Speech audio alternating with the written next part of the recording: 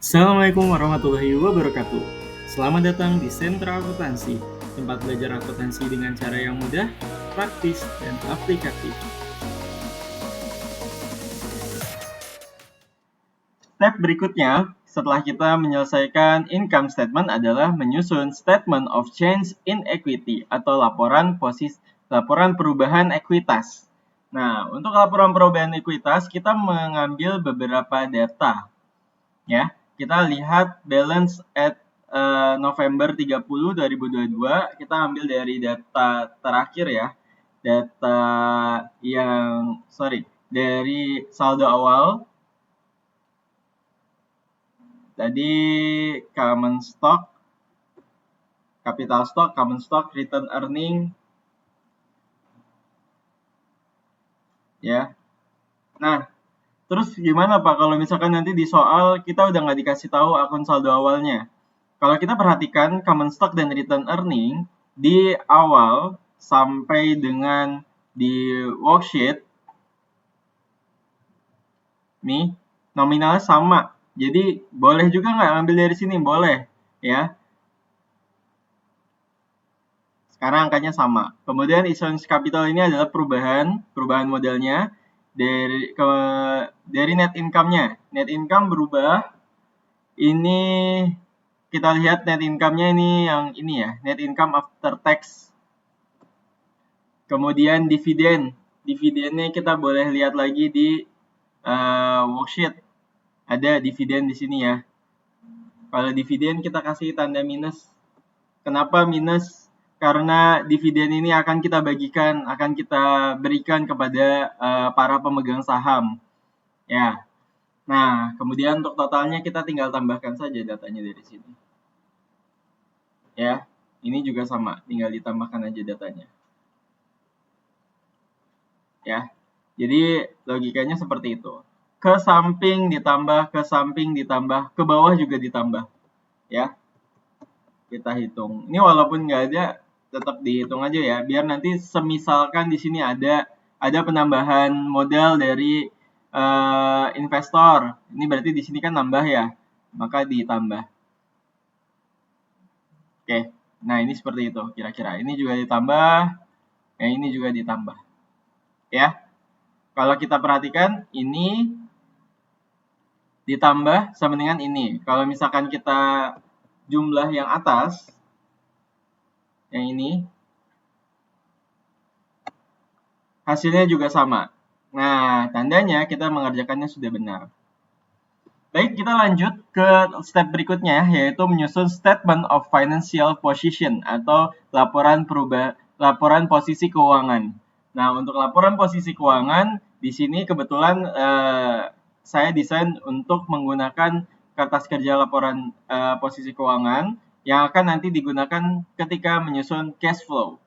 Nah, statement of financial position ini kita ambil datanya dari sini. Nih dari balance sheet. Nah, dari yang worksheet kolomnya atau kelompoknya balance sheet. Nah, perbedaannya kalau di sini kan ada debit kredit nih. Kalau yang di sini tidak ada debit kreditnya. Jadi tinggal kita menyesuaikan dengan saldo normalnya aja. Aset saldo normalnya adalah di debit, maka nanti ketika ada yang saldonya kredit, kita tinggal kasih tanda minus aja, ya. Nih kita pindahkan angkanya. Tadi yang ada di sini ini ya, minus dari sini. Ya. Jadi kita tinggal kasih minus saja supaya supaya dia jadi satu kolom. Nah, ini kita tinggal total asetnya.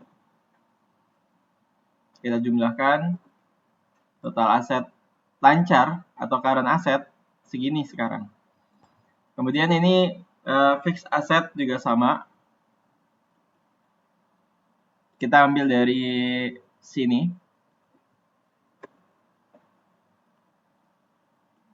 Ya. Ini biar cepat aja ya. Akumulasi depreciation building. Kalau di sini kan saldonya kredit ya, berarti dikasih minus. Yang ini saldonya masih 0. Mau kita minusin juga sama aja ya. Tuh. Terus yang ini juga sama minus. Karena saldo normalnya harusnya di debit, tapi ini dia di kredit.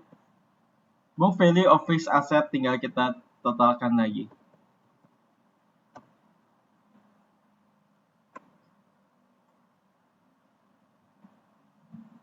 Current asset udah, fixed asset sudah, kita tinggal hitung total aset. Total aset kita totalkan, total current asset ditambah dengan book value of fixed asset. Nah, jadi ini adalah total aset kita saat ini. Berikutnya kita langsung masuk ke kolom liabilitas dan ekuitas. Untuk kolom liabilitas dan ekuitas, saldo normalnya adalah di kredit. Maka kalau misalkan ada yang saldonya di debit, baru itu yang kita kasih minus. Oke, kita lihat dari worksheet lagi. Kita pindahkan nih ya. Akun payable, ya yang 201. Oke, kita pindahkan ke sini. Sepertinya nggak ada ya yang dia di debit di sini. Kita total dulu, total current liability sama dengan sum